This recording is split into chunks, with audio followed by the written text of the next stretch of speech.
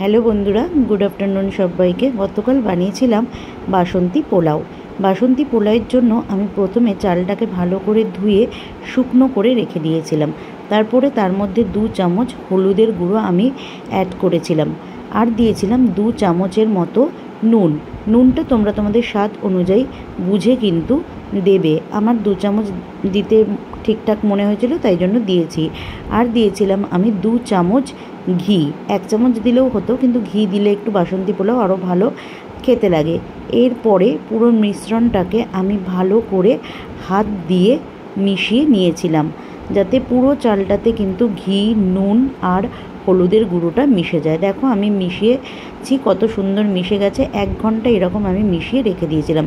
এইবার কড়াইতে 1 চামচের মতো ঘি দিয়ে তাতে আমি প্রথমে কিশমিশ দিয়েছিলাম। দিয়ে কিশমিশগুলোকে আমি ভালো করে একটু লাল লাল করে ভেজে নিয়েছিলাম, কারণ বাসন্তী পোলাও বানানোর জন্য কাঁচা কাজু কিশমিশ দিলে কিন্তু একদমই ভালো লাগে না।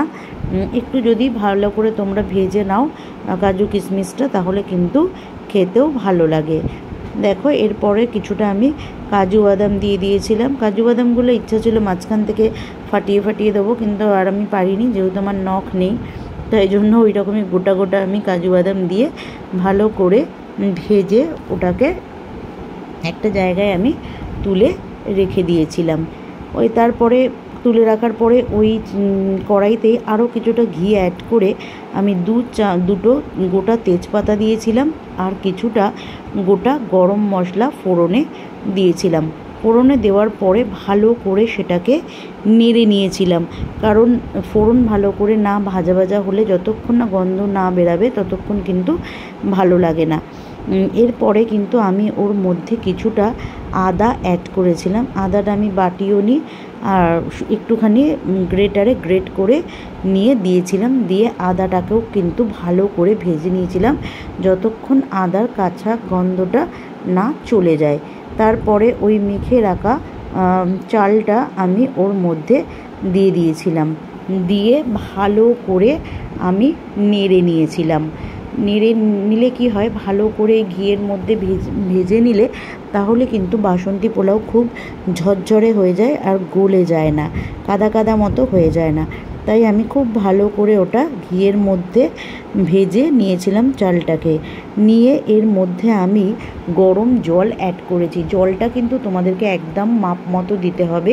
আমি 3 কাপ চাল নিয়েছি, তাই 6 কাপ কিন্তু আমি গরম জল অ্যাড করেছিলাম। দেখো এই অবস্থায় কিন্তু আমার বাসন্তী পোলাও একদম রেডি হয়ে গেছিলো। যেহেতু খুব ধোয়া উঠছে, ওই জন্য বোঝা যাচ্ছিল না।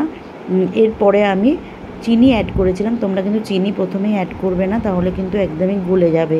চিনিটা তোমরা তোমাদের মতো করে দেবে। তারপরে কিছুটা কাজু কিশমিশ যেটা ভেজে রেখেছিলাম, ওটাও আমি ওর মধ্যে দিয়ে ভালো করে মিশিয়ে নিয়েছিলাম। তবে খুব তাড়াতাড়ি খুন্তি চালিয়ে দেবে না, তাহলে কিন্তু ভেঙে যাবে। আলতো হাতে তোমরা খুন্তিটাকে ওপর নিচ করে করে ভালো করে মিশিয়ে নেবে।